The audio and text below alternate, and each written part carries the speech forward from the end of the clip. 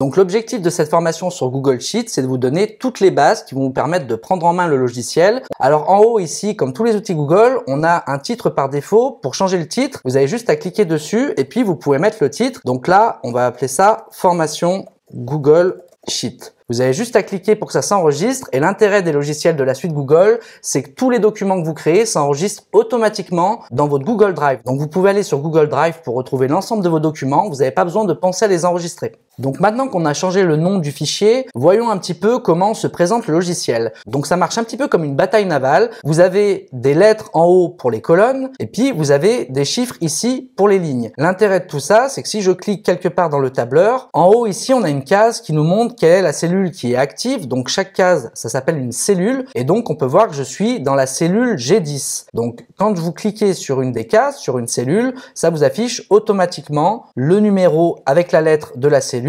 Et ce qui peut être intéressant, c'est que si vous voulez aller par exemple plus loin dans votre tableau, par exemple dans la ligne L234, vous pouvez rentrer L234 et faire entrer et ça vous amènera directement sur la ligne 234 dans la colonne L. Donc pour ceux qui se posent la question, on peut avoir jusqu'à 10 millions de cellules sur Google Sheets, c'est-à-dire qu'on a la possibilité d'avoir des milliers de lignes disponibles. Donc vous inquiétez pas si vous avez de grosses bases de données ou de gros fichiers, vous pouvez descendre presque en illimité sur le nombre de lignes. Et pour les colonnes, c'est pareil. À la fin de la colonne, vous allez arriver au Z. Si vous créez d'autres colonnes, il va doubler les lettres. Ça veut dire qu'il va faire AA, AB, AC. Et c'est pareil, vous pouvez aller en illimité quasiment sur le nombre de colonnes que vous pouvez ajouter. Donc les lettres en haut correspondent aux colonnes et les numéros à gauche correspondent aux numéros de ligne. Ici, on va avoir un ruban avec différentes fonctionnalités, différents boutons qui vont nous permettre de mettre en forme notre document et d'appliquer des formules. On va le faire après dans le détail. Pour continuer le tour d'horizon du logiciel, si on va en bas, on remarque qu'il y a écrit feuille 1. On peut ajouter plusieurs feuilles de calcul dans un même fichier. On va appeler un fichier global un classeur dans lequel on va mettre différentes feuilles. Donc vous pouvez avoir 10, 20 feuilles. Si par exemple vous faites un tableau pour votre budget, vous pouvez créer une feuille pour janvier, une feuille pour février jusqu'à décembre et ainsi de suite. Et ça va vous permettre d'avoir à chaque fois dans un seul document, dans un seul classeur, d'avoir plusieurs feuilles. Ça vous évite de créer un fichier pour janvier, un fichier pour mars. Vous pouvez tout mettre dans le même fichier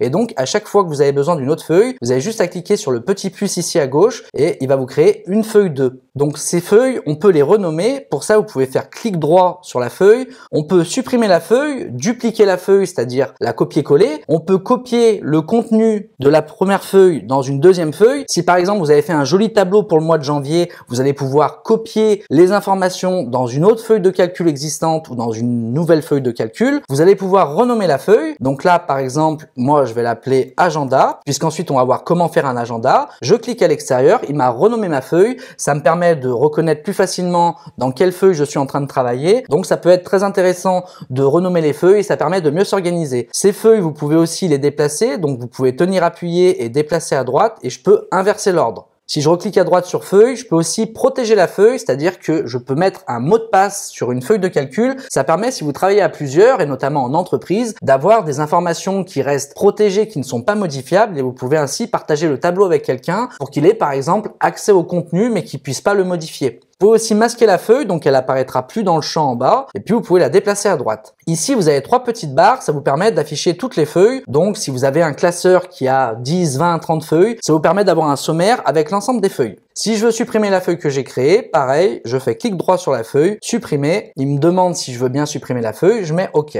En haut à droite du logiciel, on aura ici la possibilité de voir les dernières modifications du logiciel. On aura une partie commentaires. L'intérêt des logiciels de la suite Google, c'est que vous allez pouvoir collaborer à plusieurs. Si par exemple vous faites un budget pour un voyage en famille, vous allez pouvoir travailler à plusieurs. Si vous faites des calculs au sein d'une entreprise, vous allez être plusieurs collaborateurs sur un même document et donc vous allez pouvoir laisser des commentaires pour les autres personnes avec qui vous collaborez et donc en cliquant sur ce bouton, vous aurez accès à tous les commentaires. Ici, on a une petite caméra. Ça permet de lancer directement une réunion avec Google Meet. Encore une fois, c'est l'intérêt des outils de Google, c'est qu'ils sont tous interconnectés et donc vous pouvez directement démarrer une nouvelle réunion avec Google Meet à partir du logiciel Google Sheet et ça vous permet de partager votre travail avec quelqu'un et de travailler en même temps sur le fichier avec la personne. Vous avez un bouton ensuite pour le partager. Donc ici, j'ai un petit cadenas parce qu'il n'y a que moi qui y ai accès. Mais si je clique sur la petite flèche, j'ai un lien que je vais pouvoir copier et envoyer à d'autres personnes pour qu'ils aient accès à mon fichier Google Sheet. Donc si je clique sur partager, je vais pouvoir directement rentrer l'adresse email d'une personne. Il aura accès ensuite au document et puis je peux lui donner différents types d'accès. Là, je suis dans un accès limité, donc seules les personnes avec accès peuvent l'ouvrir à l'aide du lien. Mais si je veux, je peux choisir que tous les utilisateurs qui ont le lien ont accès au document. Donc ça, c'est uniquement dans le cas où vous voulez le partager. Et puis, vous avez ici un bouton copier le lien qui vous permet de le copier dans un email, de le mettre dans un article de blog, de l'envoyer par SMS. Mais vous pouvez partager votre document avec d'autres personnes. Donc sur le côté, vous avez une barre de navigation qui vous permet de descendre plus rapidement dans votre classeur et vous avez la même barre en bas qui vous permet de basculer de gauche à droite. Mais sinon, quand vous êtes dans une cellule, vous pouvez également utiliser les flèches de votre clavier pour passer de droite à gauche et puis de haut en bas et ça va vous permettre de pouvoir naviguer dans le fichier. Donc voilà pour l'environnement global du logiciel. Intéressons-nous maintenant un petit peu plus aux spécificités du logiciel Google Sheet. Donc on a différents onglets, fichiers, édition, affichage, insertion, format, données, outils, extensions et aide. Vous avez un onglet fichier qui va vous permettre de créer un nouveau document, d'ouvrir un document, d'importer un document existant, de créer une copie si vous voulez faire un doublon. Vous allez pouvoir partager le fichier avec d'autres personnes, même le publier sur le web, mais vous pouvez travailler à plusieurs sur un document, notamment si vous êtes en équipe. Vous pouvez l'envoyer par mail et puis ce qui est intéressant, c'est que vous pouvez le télécharger soit en format PDF, mais aussi en format Microsoft Excel. Donc si vous avez Excel sur votre ordinateur, vous pouvez créer un document sur le tableur Google Sheet et ensuite il se convertira automatiquement sur Microsoft Excel. Vous pouvez bien sûr changer le nom, le déplacer, ajouter un raccourci dans votre Google Drive, placer le document dans la corbeille. Vous pouvez voir l'historique des versions, ce qui est très pratique si vous avez fait des modifications et que vous voulez revenir en arrière. En dessous, vous aurez la possibilité d'accéder aux paramètres, donc il n'y a rien de très utile dedans, on peut juste changer le format date et puis vous pourrez l'imprimer. Vous avez également un onglet édition qui va nous permettre de copier, coller, déplacer des éléments sur notre tableur. En dessous des onglets, on va avoir un ruban avec différents boutons qui nous donnent accès à différentes fonctionnalités. Ici, on va pouvoir par exemple rechercher dans les menus, faire retour arrière, c'est-à-dire annuler si on a fait une erreur, faire un retour en avant, imprimer. On va pouvoir appliquer un format particulier. Ici, vous avez un zoom, ça va vous permettre de grossir votre tableur ou de le réduire si vous voulez prendre du recul sur votre document. Ici, on a différents symboles, on le verra après, c'est qu'on va pouvoir utiliser différents formats, notamment des euros, parce qu'on va souvent faire des calculs avec des montants financiers. Donc ici, on va pouvoir changer la police, comme tous les logiciels, donc on va pouvoir changer le style d'écriture, changer la taille avec un moins et un plus, mettre en gras, en italique, barrer du texte, changer la couleur du texte. On va pouvoir remplir les cases aussi, vous allez voir que c'est très facile à utiliser. On verra ensuite qu'on peut mettre des bordures pour bien délimiter nos tableaux. On va également pouvoir aligner les cellules, que ce soit de gauche à droite et puis centré, mais on va également pouvoir les aligner en hauteur, savoir si on veut que le texte s'affiche en bas d'une case, en haut d'une case ou au milieu. On verra par la suite qu'on peut choisir de mettre un retour automatique à la ligne et puis on peut changer l'orientation du texte pour écrire plutôt au format vertical ou horizontal. Et puis on a d'autres fonctionnalités, on peut insérer un lien, on peut insérer un commentaire, on peut insérer un graphique. On va voir ça dans le détail. Et puis on va avoir ici une barre de formules. Ça va nous permettre, on verra par la suite, de faire des calculs en utilisant des formules ou des fonctions. C'est-à-dire qu'on va pouvoir par exemple utiliser une fonction comme la somme qui va permettre en une seule manipulation de faire une addition de plusieurs cellules, de faire des moyennes. Donc dans cette barre de formules, on va retrouver tout ce qui est écrit dans une cellule. Si par exemple j'écris 12 dans la case B3, on voit qu'ici j'ai 12 qui apparaît dans la barre de formule et donc pour effacer ce que j'ai mis dans la cellule, je peux soit me mettre dans la cellule et faire effacer, sinon je peux aller directement haut dans la barre de formule et ça me permet plutôt cette fois de faire des modifications. Donc quand vous cliquez dans une case et que vous rentrez du texte, pour modifier ce texte, vous pouvez soit aller sur la barre de formule et rajouter des choses, sinon, vous pouvez double-cliquer, vous cliquez 2 fois, ça vous permet d'entrer à l'intérieur de la cellule pour aller modifier le contenu. Donc on va faire différents exercices pour exploiter pleinement l'ensemble des fonctionnalités du logiciel. On va commencer très simplement avec un agenda qui va nous permettre de créer un tableau où on va avoir que du texte et pas de chiffres. Et puis on verra un petit peu plus loin comment on peut faire des calculs. Donc je vais me mettre n'importe où dans mon tableur pour construire mon planning, mon agenda. Si vous faites des feuilles de calcul plus complexes, on vous recommandera souvent de commencer dans la case A1 pour éviter d'avoir des décalages et que ce soit plus simple pour se repérer. Mais vous, dans le cas présent, vous pouvez vous mettre dans la case qui vous intéresse. De toute façon, si ici j'écris lundi,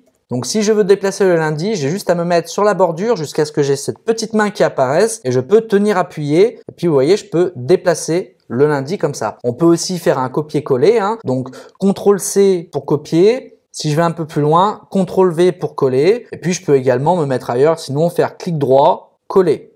Si je veux déplacer plutôt les choses, je vais faire CTRL X pour couper. Donc je vais enlever lundi de la case B4, je me mets dans la case qui m'intéresse, CTRL V pour coller et ça déplace automatiquement comme sur tous les logiciels.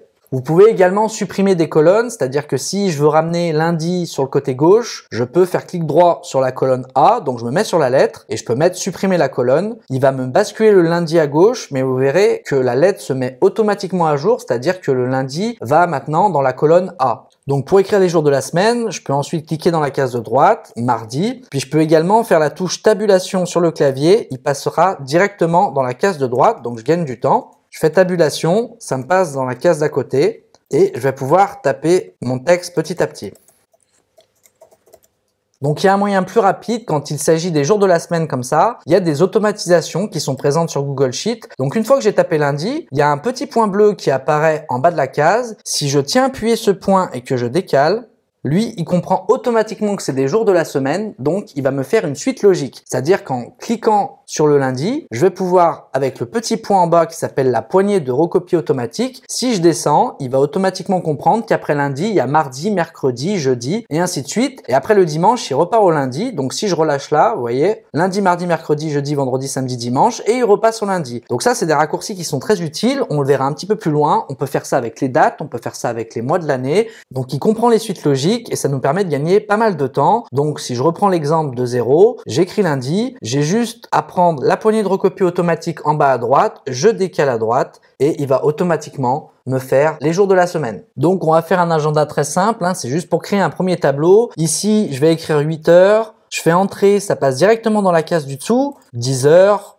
12 heures, on va mettre des plages de 2 heures comme ça, 14 heures, 16 heures, 18 heures. Donc là, ça me permet de voir comment va se positionner mon tableau. Donc, on a des colonnes qui vont de A jusqu'à H et de 4 jusqu'à 10. Maintenant, pour que ce soit plus visible, on a un quadrillage en fond, mais on peut délimiter son tableau plus clairement. Pour ça, je vais prendre la case en haut à gauche, je vais me décaler jusqu'au dimanche, et puis je vais descendre jusqu'à 18 heures. Donc, ça sélectionne toutes les cellules dans ce qu'on appelle une plage de cellules. Et donc, je vais pouvoir appliquer des bordures. Et pour ce faire, je vais aller voir le petit bouton ici qui s'appelle bordure et quand je clique dessus, je vais avoir différentes possibilités. Je peux appliquer toutes les bordures, mettre des bordures à l'intérieur du tableau, des bordures horizontales, des bordures verticales ou simplement la bordure extérieure, c'est-à-dire qu'il va faire juste le contour. Vous voyez, il m'a fait le contour du tableau. Nous là, ce qui nous intéresse, c'est de tracer également les bordures intérieures. Donc j'ai juste à reprendre l'ensemble de la plage, je retourne sur bordure et on va lui dire qu'on veut toutes les bordures. Et voilà, en un clic, il nous a tracé notre tableau. Donc on aurait pu tracer les bordures avant de remplir les cellules, sauf qu'on ne sait pas toujours combien de lignes ou de colonnes ça va nous prendre. Donc en général, c'est plus pratique de d'abord remplir le contenu des cellules et de faire les bordures après. Si par contre, j'avais fait une colonne en trop et que j'avais mis des bordures que je veux enlever, je vais pouvoir reprendre les cases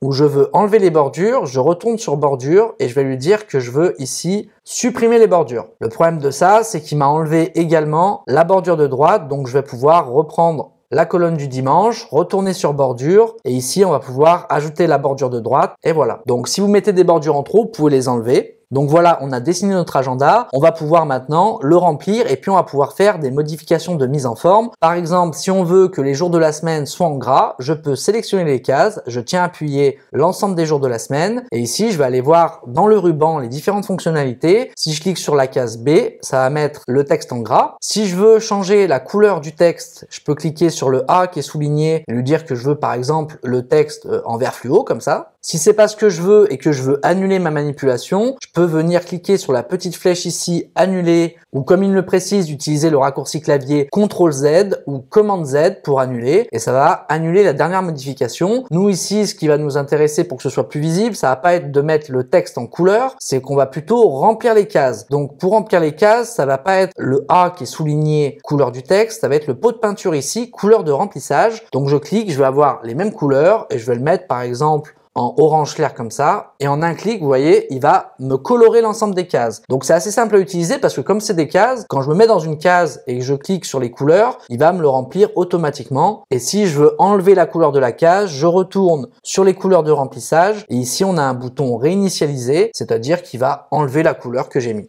Je peux faire pareil ici avec les horaires pour l'exemple. Donc je tiens appuyé, je sélectionne l'ensemble des cases, je vais ici dans couleur de remplissage et je vais pouvoir lui dire que je veux que ce soit par exemple en bleu pâle, bleu clair comme ça. Donc si je veux appliquer d'autres modifications, j'ai juste à resélectionner les cellules et je vais par exemple pouvoir aller ici dans la partie aligner horizontalement et je vais lui dire que je veux que les jours de la semaine soient centrés. Donc il va mettre le texte au centre de la cellule pour que ce soit bien aligné. Je vais pouvoir faire pareil ici avec les horaires. Et cette fois, je vais lui dire que je veux que ce soit aligné à droite. Donc, il va coller le texte avec les horaires à droite de ma cellule. Si je veux, je peux réduire et augmenter la taille des colonnes. Donc, si je veux, par exemple, réduire la largeur de la colonne avec les horaires, je vais pouvoir en haut me mettre sur les lettres et je vais me mettre entre la lettre A et la lettre B. Vous voyez, il y a une petite double flèche noire qui apparaît et je vais pouvoir tenir appuyé. Et puis déplacer vers la gauche, je relâche et il m'a réduit la largeur de la colonne. Si je veux le faire dans l'autre sens, je peux également tenir appuyé entre la lettre A et B et je vais vers la droite et je vais pouvoir élargir ma colonne. Si je clique 2 fois, il me le met automatiquement. Alors le problème c'est qu'on n'a pas le choix sur la largeur, mais par rapport à la longueur du texte et du contenu, il va l'adapter automatiquement. Donc si c'est plus simple pour vous, vous pouvez vous mettre entre les deux et vous faites un double clic et il vous met directement à la bonne taille. Donc je peux le faire aussi pour les jours de la semaine. Si je veux élargir, je me mets entre 2 lettres, je tiens appuyé et je décale vers la droite et ça va élargir ma colonne. Le problème c'est qu'on a un tableau qui est pas très joli. Si on veut que les colonnes soient toutes de la même largeur, ce qu'on peut faire, on se met sur le B, on tient appuyé pour prendre l'ensemble des colonnes qui nous intéressent. Je me mets ensuite entre 2 cases, n'importe où. Je tiens appuyé, je décale un peu. Il va uniformiser la largeur. Donc ça, c'est très pratique parce que au lieu d'avoir le lundi qui est très large, le mardi qui est très rétréci, si je veux que toutes les colonnes fassent la même largeur, je me mets sur la lettre du début, je tiens appuyé. Donc, il faut bien se mettre sur la lettre. Je vais jusqu'au H dans le cas présent. Et ensuite, quand je vais changer la largeur d'une des colonnes, il va automatiquement mettre toutes les cases de la même largeur. Donc, ça me permet d'avoir un tableau qui est bien uniformisé. Je peux le reprendre même si je veux réduire un petit peu.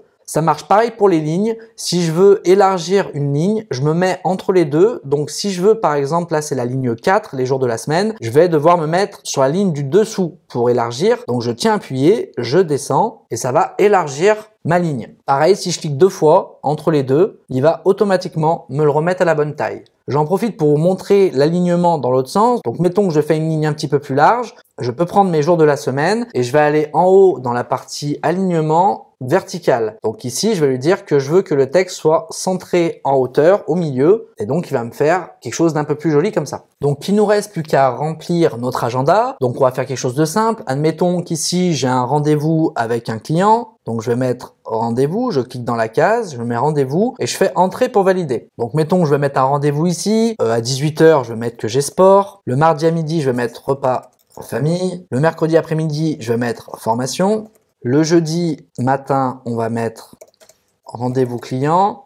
Le jeudi après-midi, on va mettre visite extérieure. Si le jeudi matin, mon rendez-vous client, il dure pas de 8 h à 10 h, mais il dure de 8 h à midi. Au lieu d'écrire rendez-vous client 2 fois, ce que je vais pouvoir faire, c'est que je vais pouvoir lui dire que je veux que ces 2 cases, donc que ces 2 cellules qui vont de 8 h jusqu'à midi, n'en fassent plus qu'une. Donc pour ça, je vais sélectionner les 2 cases pour aller de 8 h à midi et on a un bouton ici qui s'appelle fusionner les cellules. Donc il va prendre 2 cellules, 2 cases et il va en faire plus qu'une seule. Je clique et automatiquement, vous voyez, il m'a transformé les 2 cases en une seule. Donc ensuite, pour que ce soit un peu plus joli, je vais pouvoir retourner dans l'alignement et puis je vais le mettre au milieu, en hauteur. Et j'aurai donc le rendez-vous client qui prend toute la matinée du jeudi. Donc je vous remontre un deuxième exemple avec l'après-midi visite extérieure. Je peux sélectionner par exemple les 3 cases. Je vais ici sur fusionner les cellules et il me transforme les 3 cellules en une seule case. Et puis ensuite, je peux aller mettre à jour l'alignement en lui disant je veux que ce soit au milieu. Si j'ai fait une erreur et que je veux être en visite extérieure que jusqu'à 16 h et pas jusqu'à 18 h, je peux aller sur la petite flèche en haut, annuler. Je clique 2 fois pour qu'il revienne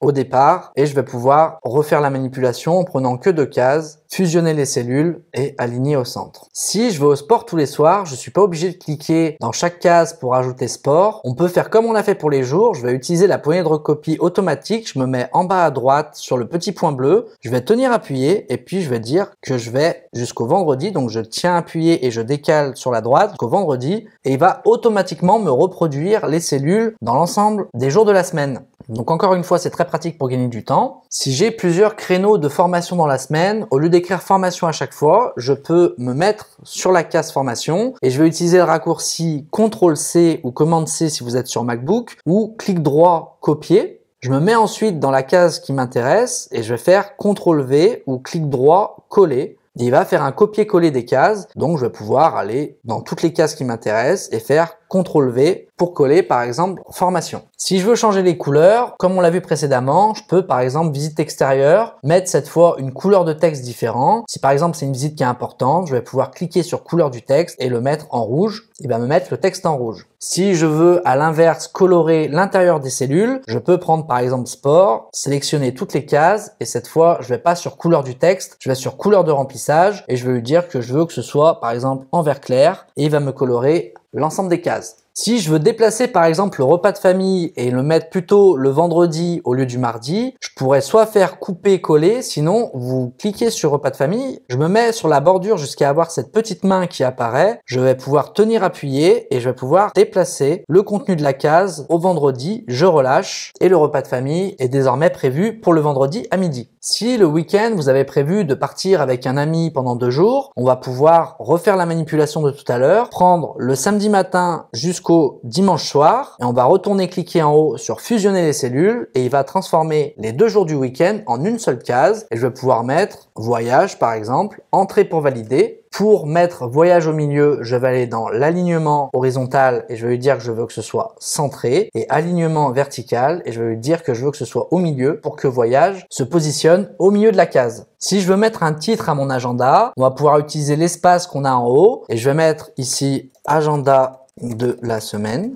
Entrée pour valider. Si je veux que le titre prenne toute la largeur, je tiens appuyé, je décale sur toute la largeur et je vais refaire la manipulation ici, fusionner les cellules. Il me transforme toutes les cases en une seule. Je vais mettre centré horizontalement, il va me le mettre au milieu et puis je vais pouvoir mettre en forme ce titre. Je vais pouvoir notamment ici le mettre en gras. On va pouvoir dire qu'on veut augmenter la taille de police ici avec le plus. Et puis on peut même changer le style d'écriture, le style de police. Je vais lui dire que je veux que ce soit en format, par exemple, Lexend. Il va me changer le format. Si on veut appliquer une bordure au titre, on retourne sur bordure ici. On va mettre toutes les bordures. Il va m'encadrer mon titre. Et si je veux appliquer une couleur à l'intérieur, couleur de remplissage. Et je vais le mettre en rouge clair comme ça. Et voilà. Donc voilà pour la partie agenda. Donc là, on a utilisé seulement le texte. On voit qu'on peut déjà faire beaucoup de choses. On a vu comment changer le style d'écriture, la police, comment fusionner des cellules pour qu'on puisse transformer plusieurs cases, plusieurs cellules en une seule cellule. On a vu également quelques automatismes, par exemple, pour recopier sport dans l'ensemble des cases. Et puis on a vu la couleur, comment on aligne, comment on centre. Et on va le voir dans les prochains exercices pour bien ancrer la manipulation. Mais vous allez voir que c'est assez simple à utiliser quand on a compris le principe. On va maintenant voir comment on peut utiliser les chiffres et faire des calculs cette fois. Et pour cela, on va aller sur le petit plus en bas à gauche et on va lui dire qu'on veut ajouter une feuille.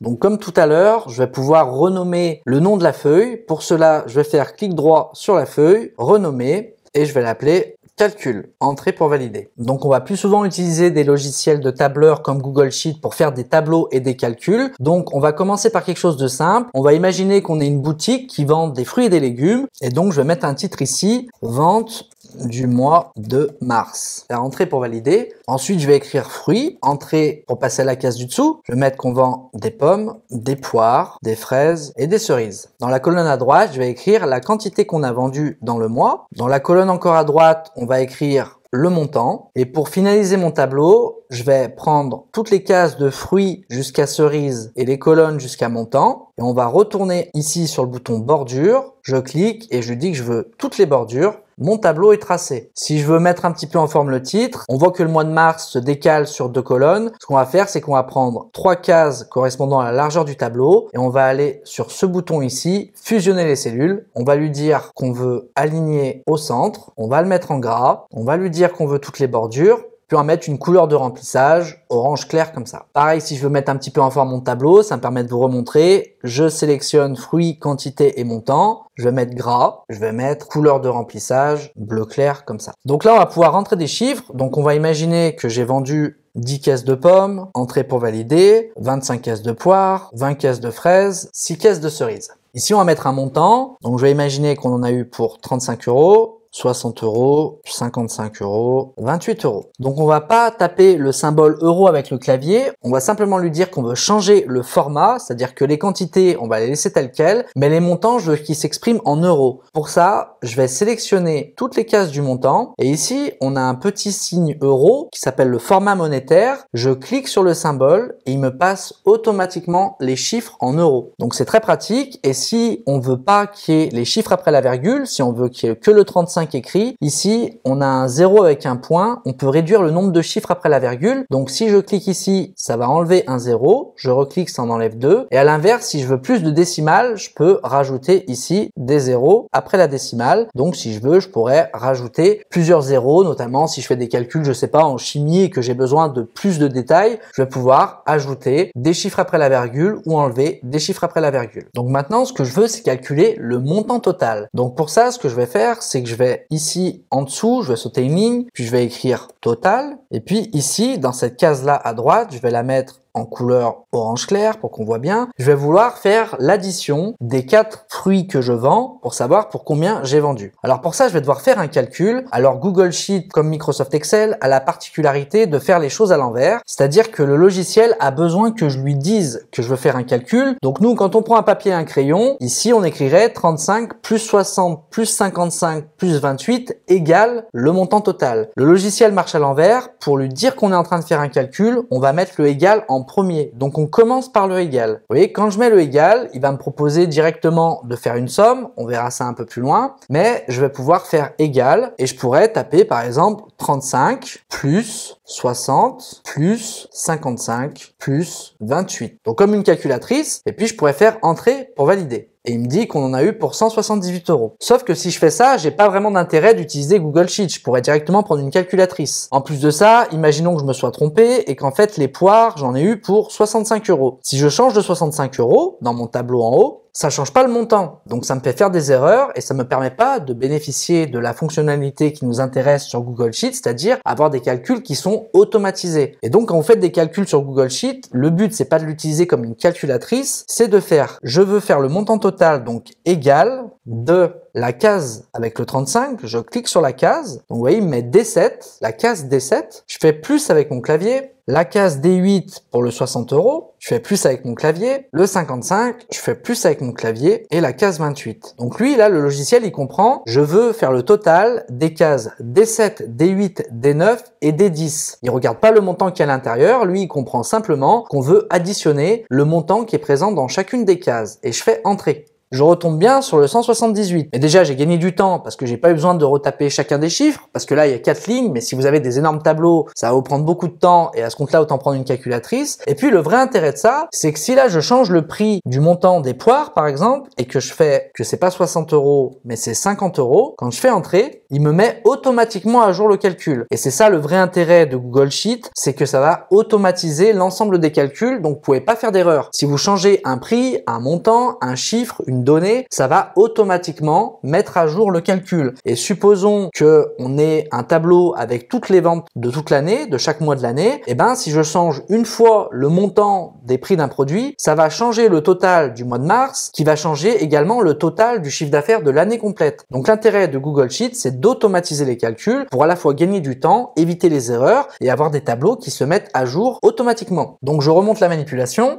je veux faire un calcul, donc je commence par égal, je clique sur la case du montant des pommes, des 7, je fais plus avec mon clavier, je clique sur la case du dessous, je fais plus avec mon clavier, et ainsi de suite. Donc j'ajoute les 4 cases et je fais entrer pour valider. Et il me fait automatiquement le total. Donc ça, c'est pour les additions. On va voir maintenant comment on peut faire une soustraction. Donc je vais par exemple mettre que j'ai eu des frais de livraison ici, livraison, et donc je vais imaginer que j'en ai eu pour 25 euros pour me faire livrer. Donc j'écris 25, entrer pour valider. Et pour lui dire que c'est des euros, je reclique sur la case, je vais cliquer en haut sur le symbole format monétaire, le signe euro, et il va me le transformer directement en 25 euros. Je vais sauter une ligne et je vais écrire montant total. Ici, je vais remettre une couleur, je vais mettre du vert clair comme ça. Et donc cette fois, je veux faire une soustraction. Donc je vais lui dire est égal, pour lui dire que je fais un calcul. 168 €, je clique sur la case 168 et cette fois je vais faire moins avec mon clavier, moins les 25 € de livraison, donc je clique sur la case livraison et je vais faire entrée pour valider. Vous voyez d'ailleurs qu'il me donne un aperçu du montant, je fais entrée pour valider, il me reste 143 € sur mes ventes. Donc on peut faire des additions, des soustractions. Donc on va voir maintenant les autres formats. Donc imaginons qu'on veut payer le livreur et qu'on a un nombre de livraisons. J'ai été livré 15 fois, le prix 3,50 €. Donc je clique sur le 3,5, je vais sur le symbole euro, ça me le met en euros. Ici on remarque que nombre livraison, ça ne rentre pas dans la colonne. Donc comme on l'a vu au début, je peux mettre en haut entre la colonne F et G, je tiens appuyé, puis je décale un petit peu à droite pour élargir un peu ma colonne. Ici je vais mettre le montant. Et donc, je vais calculer le montant des 15 livraisons à 3,50 €. Donc, on va refaire égal pour le calcul. J'ai fait 15 livraisons, je clique sur le 15, multiplié par le 3,50 €. Alors, comment on fait pour faire le multiplié? On peut pas utiliser la touche X parce que le logiciel Google Sheet ne va pas comprendre si c'est la lettre X ou si c'est le signe multiplié. C'est pour ça qu'on va utiliser une autre touche du clavier. On va utiliser la touche étoile, comme ça, qui est présente à côté de votre touche entrée sur votre clavier. Et c'est comme ça que Google Sheet va reconnaître qu'on fait une multiplication et qu'on n'utilise pas la lettre X. Le nombre de livraisons 15 multiplié par les 3,50, je clique sur le 3,50, entrée pour valider et me calcule automatiquement le montant total. Comme tout à l'heure, si j'ai fait une erreur et qu'en fait on a eu 16 livraisons, si je change le nombre de livraisons que je le mets à 16, il change automatiquement le montant total. Donc mettons qu'on fasse un deuxième mois pour l'exemple. Le deuxième mois, j'ai eu 25 livraisons et j'ai payé cette fois 3,80 €. Donc je mets le 3,80 € en euros et je veux faire le total de la multiplication. Je fais égal, je clique sur le 25, l'étoile pour multiplier et je clique sur le 3,80 €, entrée pour valider. Et à nouveau, il me fait le calcul de la multiplication. Si je veux mettre en forme mon tableau, je sélectionne toutes les cases, je vais en haut sur les bordures, toutes les bordures et il me trace le tableau. Si je veux colorer les cases, je pense que vous avez compris maintenant, je vais ici couleur de remplissage, je choisis une couleur, il me met les cases en couleur et si je veux le mettre en gras, le B ici pour gras et si je veux le centrer, aligner horizontalement, centré. Et voilà. Donc je vais refaire un exemple pour le montant total, j'écris montant, je me mets en dessous, égal, je clique sur la case avec le 56, plus la case avec le 95 €, entrée pour valider, j'en ai pour 151 € de livraison. Donc voyons maintenant la division, imaginons que je veux payer ce montant en 3 fois. Donc je veux diviser 151 par 3. Donc je vais mettre paiement x 3. Donc comme tous les calculs, je commence par égal, je clique sur le 151 et pour mettre le symbole divisé, on va utiliser la touche slash du clavier,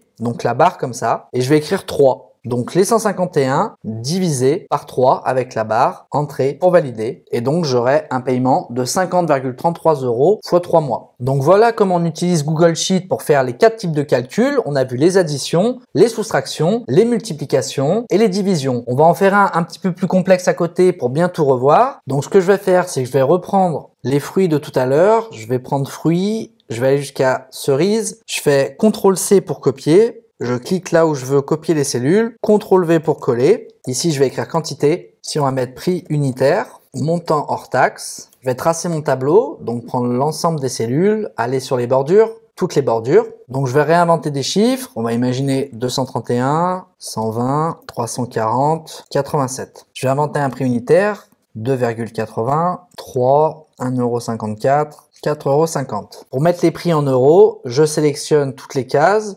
Puis je vais aussi prendre les cases du montant puisque tout est en euros et je vais aller cliquer sur euros et il va tout me mettre avec le symbole euro. En dessous ici, on va faire une ligne pour le total. Comme ça va nous permettre de revoir l'addition. Donc pour l'addition, les quantités vendues, je vais mettre égal. Je clique sur la quantité de pommes, plus, avec mon clavier, la quantité de poires, plus, fraises, plus, cerise, entrée pour valider. Donc j'ai vendu 778 caisses de fruits. Là, je veux calculer le montant hors taxe pour chacun des fruits. Donc pour cela, je vais multiplier la quantité vendue fois le prix unitaire pour chaque caisse de fruits. Donc 231 fois 2,80 €. Je commence par égal pour faire le calcul. Je clique sur la quantité, 231, donc la case cassette. Je fais l'étoile avec mon clavier, je clique sur la case du prix unitaire, donc 231 fois 2,80 €, entrée pour valider. Vous voyez qu'il va me suggérer une saisie automatique. Ça veut dire qu'au lieu de refaire le calcul à chaque fois quantité fois prix unitaire, il me propose automatiquement de faire l'ensemble des calculs pour toutes les lignes.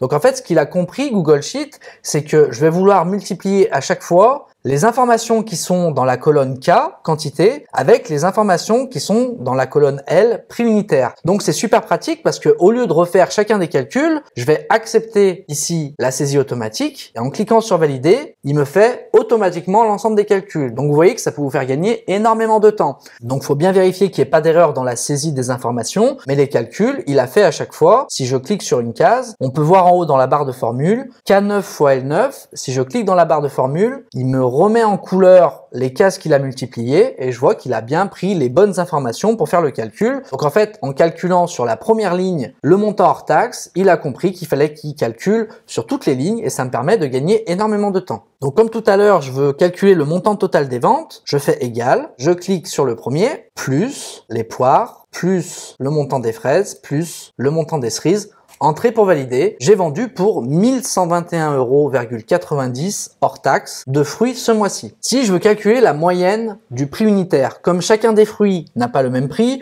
je peux être intéressé en tant que commerçant de savoir en moyenne quel est le prix d'un kilo de fruits. Donc c'est pas très logique dans l'exemple précis, mais juste pour réutiliser la division, je peux lui dire égal, j'ai vendu 1921,90 €, je clique sur le 1921,90 €, divisé par 778 caisses de fruits, donc 1921 divisé par 778, entrée pour valider. En moyenne, 1 kg de fruits, je le vends 2,47 €. Donc je remonte la manipulation pour le diviser, je fais égal, je clique sur le montant total, divisé c'est avec le symbole slash, la barre, divisé par les 778, entrée pour valider, j'ai un prix moyen de 2,47 €.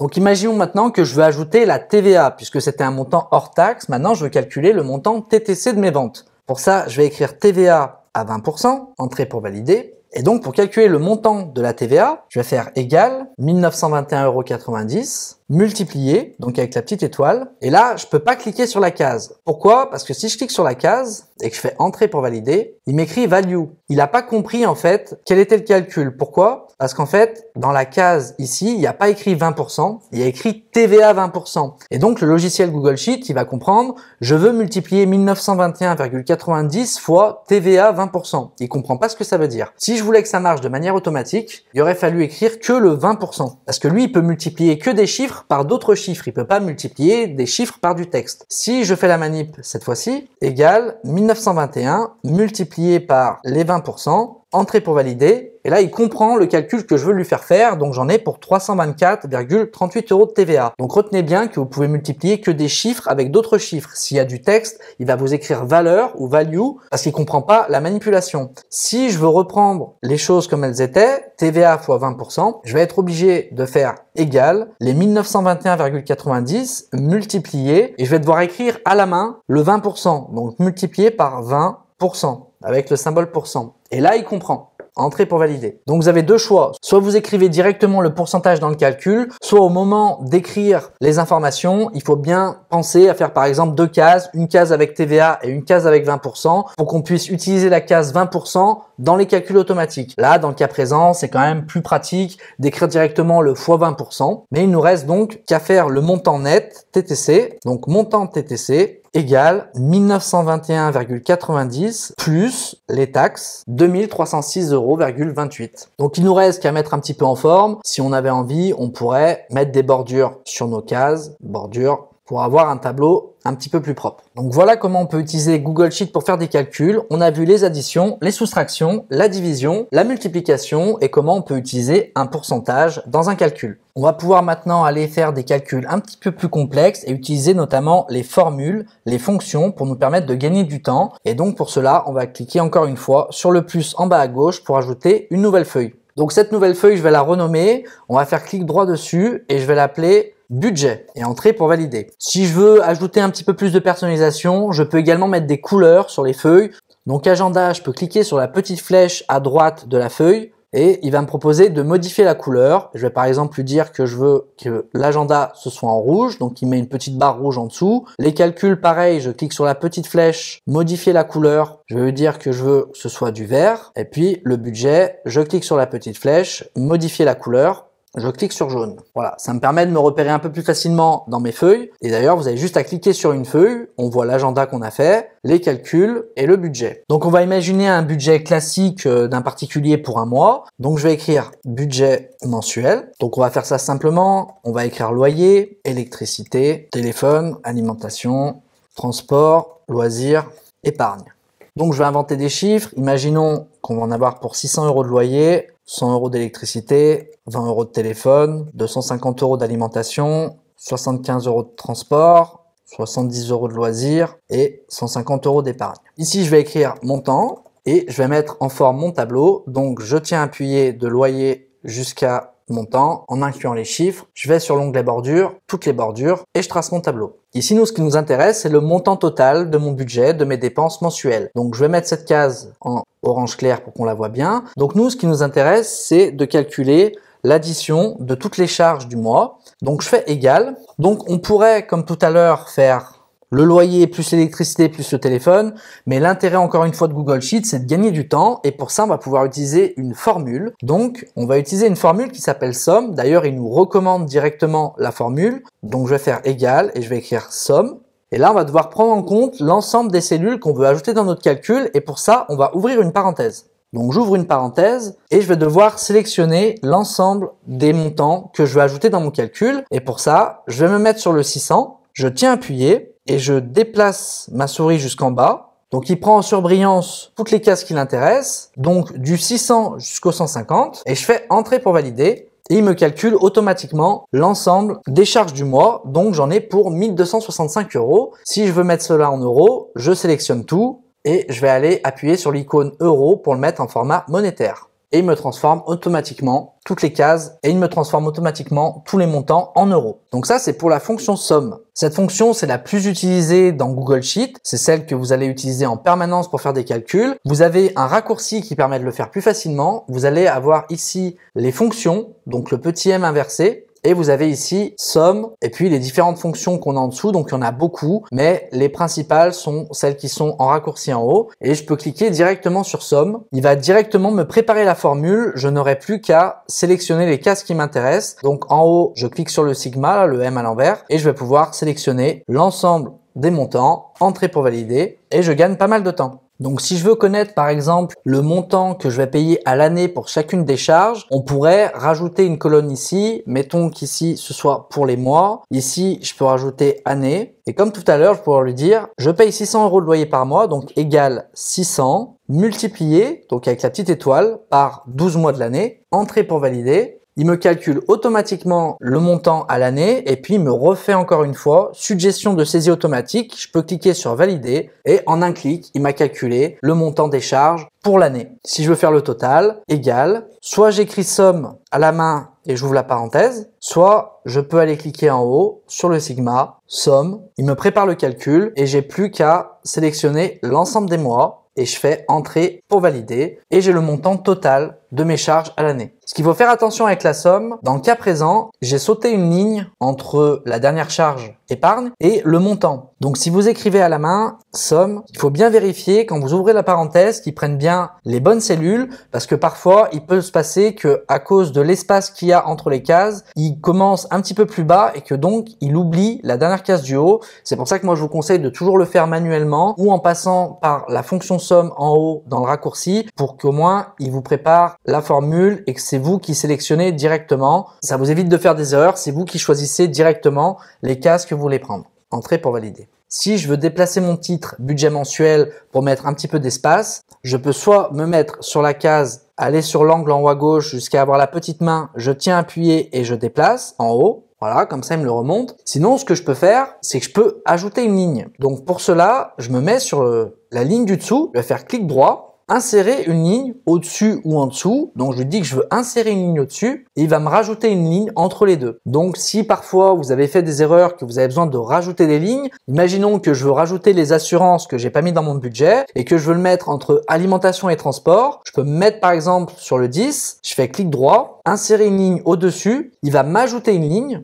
dans mon tableau. Je peux écrire assurance, je vais mettre un montant 35 Et là, quand je fais entrer, il m'a automatiquement mis à jour le calcul, puisque comme il prend toute la colonne, il va rajouter le montant des assurances dans le calcul, pareil ici. Donc je fais égal 35 € par mois, multiplié par 12 mois, entrée. Il me change automatiquement le montant à la fin. Comme précédemment, si je veux mettre un petit peu en forme le titre, je peux prendre budget mensuel, décaler sur 3 cases. Je vais ici sur fusionner les cellules. Il me transforme les 3 cases en une seule. Je lui dis que je veux l'aligner au centre, que je veux le mettre en gras. Je vais l'encadrer avec toutes les bordures et je pourrais mettre une couleur de remplissage, par exemple rouge clair. Et ici, si je veux finir mon tableau, je prends toutes les cases qui ne sont pas encadrées, je vais sur bordure, toutes les bordures, et voilà, j'ai fait un tableau pour mon budget. Maintenant, ce que j'aimerais voir, c'est représenter le pourcentage de chacune de mes charges dans mon budget total. Et pour ça, j'aimerais bien faire un graphique par répartition, un graphique en camembert. Pour ça, je vais devoir sélectionner les informations que je veux mettre dans mon graphique avant de faire le graphique. On a un bouton graphique ici, donc insérer un graphique. Si je clique dessus, le problème, c'est qu'il ne sait pas quelles données il veut mettre dans le graphique. Donc, c'est beaucoup plus simple de commencer par sélectionner les informations avant de créer le graphique. Donc, imaginons que je veux créer un graphique qui me montre, donc je veux créer un graphique qui me montre les charges. Donc je vais prendre loyer avec le montant du loyer, je vais prendre toutes mes charges sans prendre les montants et je vais aller cliquer sur le bouton ici en haut à droite dans le ruban graphique, insérer un graphique. Il comprend automatiquement ce que je veux et il va me représenter un graphique de cette façon. Donc je peux le déplacer, c'est comme une image, je me mets sur le bord et je peux déplacer mon graphique. Donc là, lui, il nous a fait un histogramme. C'est pas le graphique qui m'intéresse puisqu'ici on voit sur la colonne des ordonnées le montant et puis en bas on voit le type de charge. Donc c'est pratique pour voir quelles sont les charges qui me coûtent le plus par rapport à d'autres. Nous, ce qu'on voudrait, c'est avoir une représentation dans un camembert. Donc ici sur le côté droit, il y a un menu éditeur de graphique qui est apparu. Il nous a mis un graphique à colonne, un histogramme. Si je clique dessus, je vais avoir différents types de graphiques. Donc je peux mettre des courbes, par exemple, si je veux montrer une évolution. Je peux mettre des aires, donc c'est un peu plus visuel. Je peux mettre différents types de colonnes. Je peux mettre des barres. Et nous, ce qui va nous intéresser dans le cas présent, parce que c'est beaucoup plus logique, on va faire un graphique par secteur, ce qu'on appelle aussi un camembert. Je clique sur secteur, donc j'ai plusieurs dispositions possibles. Je clique sur secteur, il me le transforme automatiquement en camembert avec la possibilité d'avoir une petite barre qui présente chacune des charges avec le pourcentage qui est écrit en dessous. Et puis si je veux changer, je peux recliquer sur graphique à secteur. J'ai les formes de graphique qui apparaissent et je vais pouvoir changer le style. Si par exemple je veux quelque chose avec un cercle comme ça en anneau ou si je veux quelque chose en 3D, je peux cliquer et il va automatiquement changer le format sans changer les données qui sont à l'intérieur. Donc vous voyez, on peut faire des choses assez sympas, assez facilement en 2 clics. Ce qui est important pour bien faire vos graphiques, c'est de bien sélectionner dès le départ les données que vous voulez afficher. Si par exemple là j'avais pris le montant total, il m'aurait fait un graphique qui est totalement différent. Donc regardez bien ce que vous voulez afficher avant de faire le graphique. Mais vous verrez que c'est assez simple à utiliser et puis je peux aller modifier les informations à l'intérieur. Si par exemple je veux changer le titre, je peux cliquer 2 fois à l'intérieur. Là il m'écrit moi par rapport à, je vais écrire répartition des charges mensuelles, entrée pour valider. Et voilà, j'ai fait un graphique en quelques clics. Si je clique à droite sur personnaliser dans le menu qui est apparu sur le côté droit, on va pouvoir changer le style du graphique. Donc si je veux changer la couleur d'arrière-plan, je pourrais par exemple lui dire je veux un arrière-plan orange. Donc on va pas très bien voir, mais on peut changer la couleur d'arrière-plan. On peut changer la couleur de la bordure du graphique. Donc je peux le mettre par exemple en bleu foncé. On peut changer la police. Je peux l'agrandir. Alors on voit moins bien. Je peux changer la fonction 3D ou non. En dessous, dans graphique à secteur, vous avez différentes fonctionnalités aussi. Vous pouvez changer la couleur des secteurs. Donc par exemple loyer en bleu, je peux décider que loyer, je veux que ce soit plutôt ce bleu là. Et donc je peux changer chacune des couleurs. J'ai juste à changer l'intitulé, électricité à chaque fois. Et je vais pouvoir aller modifier la couleur de chacune des charges. On peut changer également la distance du centre. Donc là il est à 0%. J'aurais pu mettre par exemple à 25%. Et ça va me donner un effet comme ça beaucoup plus visuel. Bon, c'est pas ce qui nous intéresse, mais c'est pour vous montrer ce qui est possible de faire. On peut ici changer le titre des axes. Donc on l'a vu juste avant, on peut double-cliquer, mais sinon on peut le changer ici. Puis on peut appliquer une légende. Donc là il m'a mis une position automatique, c'est-à-dire que la légende c'est les infos qui sont ici avec les petites barres, mais j'aurais pu lui dire que je veux que ce soit une légende qui est en haut par exemple. Et là il va plutôt me mettre à quoi chaque couleur est associée. C'est moins visuel, mais ça dépend comment vous voulez présenter vos informations. Je vais remettre avec le libellé. Et pareil, on peut tout changer, la police, la couleur, la taille, le format. Donc voilà comment on fait un graphique par répartition. Si on revient sur la feuille précédente, par exemple calcul, on pourrait faire un graphique par exemple pour la quantité quantité de pommes. Donc ce que je vais faire, c'est que je vais sélectionner tout le tableau, fruits, montant, et pareil, je vais cliquer ici en haut à droite sur insérer un graphique, et il m'a fait pareil, un graphique par répartition. Comme tout à l'heure, je peux décider de changer le style, donc je peux par exemple mettre un graphique en anneau, donc c'est juste la disposition qui change. Donc si je veux le déplacer, je me mets sur la bordure, je tiens appuyé, puis je vais pouvoir déplacer mon graphique, le mettre en dessous par exemple. Donc là on va pouvoir avoir la répartition, et si je veux par contre faire une courbe ou un histogramme, eh ben je vais devoir prendre qu'une seule des données. Donc je vais prendre les fruits comme tout à l'heure, mais je vais prendre que la quantité. Je vais pas prendre quantité et montant, je vais prendre que la quantité. Je vais aller sur graphique, insérer un graphique, je vais changer le type de graphique, et cette fois je vais pouvoir mettre un graphique à colonne, et là vous voyez que c'est beaucoup plus logique puisque j'ai les quantités vendues, et je vais pouvoir déplacer, donc me faire mon petit tableau de bord avec la répartition des ventes par type de fruits, et ici la quantité de chacun des fruits que j'ai vendus. Si j'avais voulu plutôt afficher par rapport au montant, donc si j'avais voulu plutôt afficher un graphique qui indique les montants, je peux effacer ce graphique, et là je vais sélectionner plutôt fruits avec le montant qui correspond. Le problème c'est que je peux pas sélectionner tout comme ça, donc ce que je peux faire, je sélectionne d'abord les fruits, vous maintenez appuyé la touche CTRL de votre clavier pour pas qu'il perde la sélection, et je vais prendre ensuite les montants, comme ça permet de sauter la colonne quantité. Je prends les fruits, je tiens appuyé CTRL sur mon clavier, je prends les montants, et comme tout à l'heure, je vais faire insérer un graphique, changer le type de graphique, et je vais reprendre l'histogramme, colonne, et cette fois on a un graphique par rapport au montant. Je me mets sur le côté, je tiens appuyé, je déplace, et voilà, je ferme l'éditeur, et là on a bien la répartition des fruits et un histogramme, un graphique à colonne par rapport au montant vendu chaque mois. Donc comme je vous le disais tout à l'heure, ce qui est très important, c'est de bien sélectionner d'avance les données que vous voulez afficher et de réfléchir en amont quel type de graphique vous voulez faire, qu'est-ce que vous voulez représenter. Faire le graphique, ça prend 2 clics. Le plus important, c'est de bien décider en avance qu'est-ce que vous voulez représenter de manière graphique. De cette manière, vous êtes sûr de ne pas vous tromper. Donc on a vu un petit peu comment on peut transformer nos données en graphique. Donc on a vu comment faire le budget et comment on pouvait transformer cela pour afficher de manière plus visuelle avec un graphique par secteur la répartition de mes charges mensuelles. Maintenant, on va refaire une nouvelle feuille en cliquant sur le plus pour aller voir d'autres fonctionnalités du logiciel Google Sheet. Donc cette fois, ce qu'on va faire, c'est qu'on va vouloir calculer les moyennes d'une classe de 6 élèves par exemple. Donc je vais écrire moyenne de la classe. Donc on va inventer les prénoms d'une classe. Donc on va mettre Nicolas, Samia, Julien, Henri, Julia, Anthony par exemple. Ici on va mettre les matières. Donc on va imaginer qu'ils ont cours de maths, français, histoire et sport. Pas la peine de faire un tableau trop compliqué à faire non plus. On va prendre l'ensemble de nos cases, on va aller cliquer sur bordure et on va mettre toutes les bordures. Donc voilà, j'ai tracé un tableau et puis je vais inventer des notes. On va pouvoir calculer différentes moyennes. Donc ici, on va faire la moyenne par élève.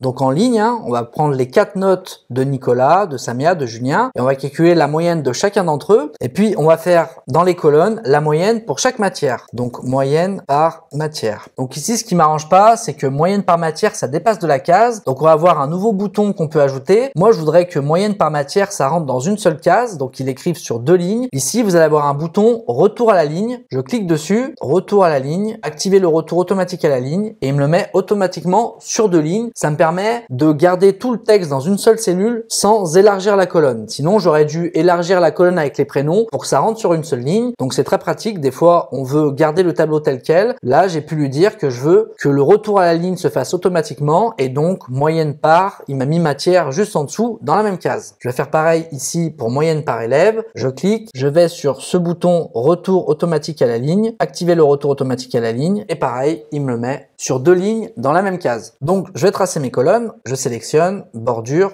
voilà, et je vais tracer aussi mes lignes, bordure. Donc si je veux faire la moyenne par élève, je pourrais simplement faire la note des maths plus français plus histoire plus sport. Donc je pourrais faire égal, cliquer sur les maths plus le français plus l'histoire, plus 14 en sport, pourrait mettre les 4 notes entre parenthèses, et puis diviser par 4 notes. Bon, c'est un petit peu compliqué à utiliser, puis si on avait beaucoup de matière, si on avait beaucoup de notes, ça devient très compliqué, donc on va utiliser une fonction qui s'appelle moyenne. Donc comme tout à l'heure pour la fonction somme, on peut soit écrire moyenne, soit on peut cliquer sur le sigma, le M inversé en haut, fonction, moyenne. Il me prépare la formule et là, je vais pouvoir sélectionner simplement les 4 notes. Donc moyenne, entre parenthèses, de la case C7 à F7, donc maths, français, histoire et sport. Donc en fait, il ajoute les 4 notes et il divise par 4 pour faire une moyenne sur 20. Entrée pour valider, ça fait 13,25 de moyenne. Donc je remonte, égale, moyenne, j'ouvre la parenthèse, je sélectionne les 4 notes, entrée pour valider. Si je veux éviter de faire le calcul tout le long, je peux me mettre sur une des moyennes qui a été calculée, je prends la poignée de recopie automatique en bas à droite, je tiens appuyé et je descends et Google Sheet va comprendre qu'on veut automatiquement faire le même calcul pour chacune des lignes. Je relâche, il m'a calculé la moyenne de chaque élève. Si je veux le mettre un peu en forme, je veux qu'il y ait 2 décimales après la virgule, donc 2 chiffres après la virgule, je sélectionne tout et ici je vais pouvoir aller sur le point avec les 2 zéros, augmenter le nombre de chiffres après la virgule. De cette manière, j'en enlève un, il va me mettre 2 chiffres après la virgule pour chaque élève. Donc j'ai calculé la moyenne de tout le monde. Maintenant je vais faire la même chose, mais je vais calculer la moyenne par matière. Je veux savoir quelle est la moyenne de la classe en maths. Je vais me mettre ici, je vais faire égal, moyenne, j'ouvre la parenthèse et je prends les notes en maths de chacun des élèves, entrée pour valider, 11,1666667. Donc pareil, je veux enlever des chiffres après la virgule cette fois, je vais en haut, réduire le nombre de chiffres après la virgule et je clique et ça va automatiquement m'enlever les chiffres. Et il va me faire l'arrondi, donc il va passer le ,16 à ,17.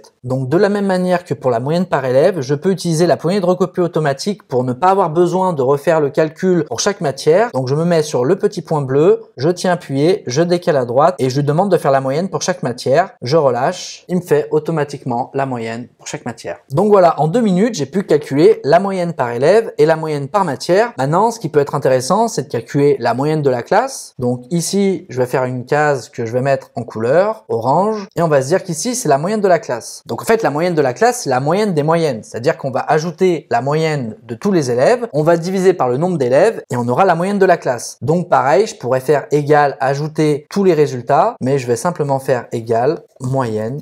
Je prends la moyenne de chaque élève, entrée pour valider. La moyenne de la classe, c'est 12,92. Si je veux vérifier mon calcul, là je l'ai fait par rapport aux élèves, mais je peux le prendre par matière. Normalement, je devrais retomber sur le même résultat. Donc, je vais pouvoir cliquer ici en haut sur fonction, moyenne. Il me prépare le calcul. Je prends les notes des 4 matières, entrée pour valider. J'ai bien le 12,92, ça revient exactement au même. Soit je calcule par rapport à la moyenne des élèves, soit je calcule par rapport à la moyenne par matière. Donc, moyenne de la classe, 12,92. Donc ça, c'est pour la fonction moyenne. Ça marche exactement comme la fonction somme. On l'utilise un petit peu moins souvent, mais ça permet de faire la moyenne de différents résultats en quelques clics. On va voir quelques fonctions supplémentaires. Donc ici, je vais noter que je veux la meilleure note dans chaque matière et la moins bonne. Donc pour ça, on va utiliser une fonction qui s'appelle max pour calculer le maximum. Donc je vais retourner en haut dans les fonctions ici, le sigma, et on va avoir la fonction max. Je clique sur max et je vais sélectionner toutes les notes en maths, entrée pour valider, et il me dit que la meilleure note, c'est 17. Je peux vérifier, c'est bien Samia qui a eu 17, la meilleure note en maths. Si je veux le faire pour chaque matière, je peux prendre la poignée de recopie automatique et déplacer à droite. Et ça me donnera automatiquement la meilleure note. Il retrouve automatiquement dans le tableau la meilleure note pour chaque matière.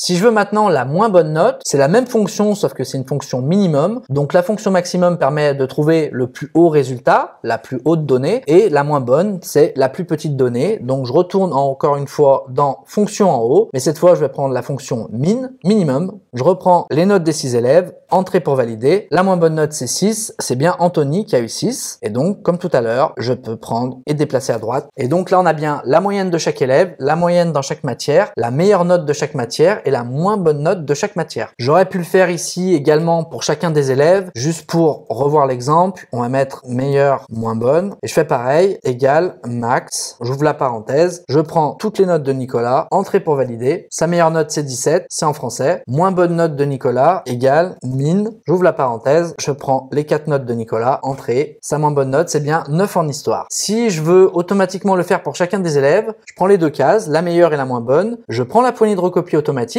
en bas à droite, je tiens appuyé et je descends pour qu'il fasse pour tous les élèves et c'est magique, il a automatiquement repris les notes pour tous les élèves, que ce soit la meilleure ou la moins bonne. Donc voilà pour les fonctions moyenne, max et min. Pour s'entraîner, on va faire un graphique avec l'ensemble des élèves et leurs notes pour chacune des matières. Pour ça, je vais prendre tout le tableau avec les 4 matières et les 6 élèves et je vais aller cliquer comme tout à l'heure sur l'onglet insérer un graphique. Voilà, je vais déplacer en dessous mon graphique. Et là, il m'a fait un histogramme avec, pour chaque élève, les 4 matières avec une légende en haut, maths en bleu, français en rouge, jaune pour histoire, vert pour le sport. Et donc, j'ai une représentation graphique des notes de chaque élève. Je peux changer le titre. Pour ça, je clique 2 fois sur le titre, moyenne des élèves par matière. Il me reste plus qu'à renommer ma feuille puisque j'ai oublié de le faire. Clic droit sur la feuille, renommer moyenne de la classe. Et comme tout à l'heure, si je veux mettre une couleur, je clique sur la petite flèche, modifier la couleur, je vais mettre en violet. Donc on va aller un petit peu plus loin en revoyant tout ce qu'on a fait depuis le début et pour ça, je vais recréer une nouvelle feuille en cliquant sur ajouter une feuille, le petit plus en bas à gauche. Donc là, je vais écrire montant des ventes du mois et je vais imaginer que je suis à un magasin d'informatique et de téléphonie et qu'on vend différents produits. Donc on va imaginer qu'on vend un iPhone 16, un MacBook Pro avec une puce M3, on va vendre un Lenovo 17 pouces, on va vendre un Galaxy S23 et puis on va vendre un forfait maintenance. Donc je peux élargir ma colonne, donc je me mets entre le BLC, je clique 2 fois, ça me met à la bonne largeur. Ici on va mettre montant unitaire, quantité vendue, montant hors taxe. Ce qu'on va faire, c'est qu'on va ajouter une case TVA à 20% parce que c'est intéressant d'avoir la TVA pour chacun des produits. Et on va mettre montant TTC. On va tracer notre tableau. Donc je sélectionne tout, bordure, toutes les bordures et j'ai fait mon tableau. Je vais inventer les prix 1400, 2750, 1760, 985 et forfait maintenance 125 euros. Pour mettre ces chiffres en euros, je sélectionne tous les montants et je clique sur euros et j'ai montant en euros. Donc on va imaginer on a vendu 25, 17, 12, 20, 10 forfaits maintenance. Il nous reste maintenant plus qu'à faire les calculs. Donc on va commencer par calculer le montant hors taxe. Donc pour ça, égal, je vends l'iPhone 16 1400 euros multiplié par 25. J'en ai vendu 25, entrée pour valider. Il me propose automatiquement la suggestion de saisie automatique. Je vais lui dire que je suis d'accord et il me calcule en un clic le montant hors taxe que j'ai vendu pour chacun des produits. Ces montants sont hors taxe, donc on va calculer la TVA. Donc je vais faire égal le montant hors taxe. Donc je clique sur montant hors taxe multiplié par 20%. J'écris 20%. On pourrait écrire multiplié par 0,2, ça revient au même. Le montant hors taxe fois les 20%, entrée pour valider. Et encore une fois, saisie automatique, je suis d'accord. Il me calcule la TVA pour chacun des produits vendus. Et enfin, le montant toute taxe comprise, TTC, c'est égal à le montant hors taxe plus la TVA, entrée pour valider, et encore une fois, saisie automatique, je suis d'accord. Et voilà, j'ai bien calculé le montant de mes ventes, qu'il soit hors taxe, avec la TVA et donc TTC. Donc je vais mettre un peu en forme mon tableau, je vais mettre les titres en gras, et puis je vais lui ajouter une couleur. Là, ce qui m'intéresserait, c'est de pouvoir classer les produits en fonction des quantités vendues, ou en fonction des montants, pour les classer par ordre croissant par exemple, ou peut-être imaginons qu'on ait plein de produits, je voudrais afficher peut-être qu'un certain produit. Pour ça, on va pouvoir appliquer des filtres. Les filtres, ça va nous permettre de trier des données ou d'afficher qu'un certain type de données ou de classer les données par tri croissant ou décroissant. Pour ça, je vais me mettre sur le titre d'une des colonnes, par exemple produit, et à côté du bouton graphique qu'on a vu tout à l'heure, il y a un bouton qui s'appelle créer un filtre. Je clique sur créer un filtre et vous voyez, il m'a ajouté des petits entonnoirs sur chacun des titres de colonne. De cette manière, quand je clique par exemple sur montant unitaire ici, je clique sur le petit entonnoir et j'ai différentes options. Je peux trier de A à Z. Donc par exemple, si j'avais cliqué sur produit, je veux trier les produits par ordre alphabétique. Je clique ici, trier de A à Z, il me modifie mon tableau et il va mettre dans ordre alphabétique les produits. Je pourrais le faire à l'inverse, trier de Z à A, il me le met dans l'autre sens. Je pourrais également trier par couleur. Si j'avais rempli des couleurs, on peut choisir de mettre par exemple, si chaque produit a une couleur verte parce qu'il est en stock et en rouge parce qu'il n'est pas en stock, et ben on pourrait regrouper toutes les infos pour que tous les produits verts soient ensemble, tous les produits qui sont pas en stock en rouge soient ensemble. Donc on peut trier par couleur. On peut également filtrer. Donc pour filtrer, je peux ici en dessous choisir de filtrer par couleur, filtrer avec une condition, et donc je peux filtrer également par valeur, donc par information, que ce soit des chiffres ou du texte. Là par défaut, il affiche les 5. Je pourrais lui dire effacer, je vais en afficher aucun. Et puis je vais sélectionner, je veux par exemple voir seulement les ventes de l'iPhone 16. Je clique sur iPhone 16. Si je veux comparer avec les téléphones, je vais peut-être plutôt prendre l'iPhone 16 et le Samsung Galaxy S23. Donc j'en sélectionne 2 et si je fais OK, il va me cacher tous les autres produits et ça me permet de voir directement que les ventes de téléphone. Il n'a pas supprimé les lignes, il les a simplement cachées. Si je reclique sur le petit entonnoir, je peux très bien rajouter certains produits ou enlever certains produits. Si je veux tout mettre, je peux mettre sélectionner les 5. OK, il me rajoute les 5 produits. Donc là, ça n'a pas trop de sens sur un petit tableau comme ça, mais imaginez si vous vendez des dizaines et des dizaines de produits différents, que vous avez un catalogue de 1000 références, c'est quand même très pratique de pouvoir choisir qu'on veut afficher seulement un type de produit. Et d'ailleurs, on a même une partie ici recherche où je pourrais directement taper le nom du produit. Par exemple, si je tape iPhone, j'écris IP, il me repère le produit et je peux directement choisir de sélectionner un produit par rapport à un autre. Donc ça, c'est très pratique parce que ça me permet d'appliquer un filtre. Je vais pouvoir soit sélectionner certains produits, certaines valeurs. Ça peut être dans le cas de vente pour des régions, pour des commerciaux, pour des personnes. Donc ça permet de filtrer des données, filtrer des informations dans un ensemble de résultats, dans un tableau. Et on peut également trier de A à Z. Donc si par exemple là, je remets tous les produits, je peux trier de A à Z pour le classer par ordre alphabétique. Cette fonction trier de A à Z, donc par ordre croissant, elle pourrait être intéressante si je veux voir rapidement quelles sont les ventes qui ont eu le plus de résultats, quel est le produit qui a eu le plus de ventes. Je vais sur montant TTC et je vais lui dire que je veux trier de A à Z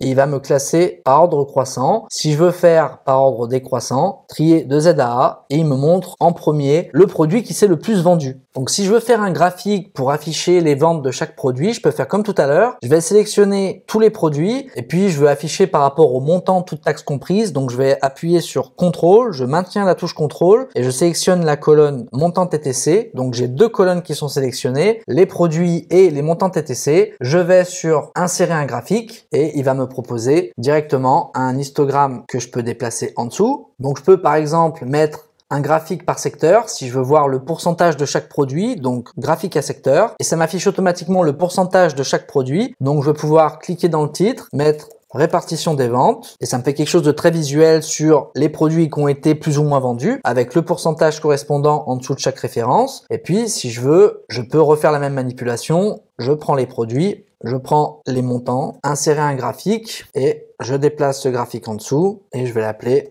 montant des ventes par produit. Donc deux graphiques différents qui n'affichent pas du tout la même chose. Le premier c'est pour la répartition et le deuxième c'est par rapport au montant des ventes. Si je veux mettre ce graphique en forme, je peux cliquer deux fois dessus, ça m'ouvre le menu éditeur de graphique. Donc en cliquant sur personnaliser, je vais pouvoir aller dans style de graphique, changer la couleur d'arrière-plan si je veux le mettre d'une couleur différente. Je vais pouvoir aussi le mettre en 3D si je veux que ce soit comme le graphique de répartition. Donc voilà pour mes graphiques. Il me reste plus qu'à, encore une fois, renommer le nom de la feuille. Donc clic droit sur la feuille, renommer et je vais mettre vente du mois.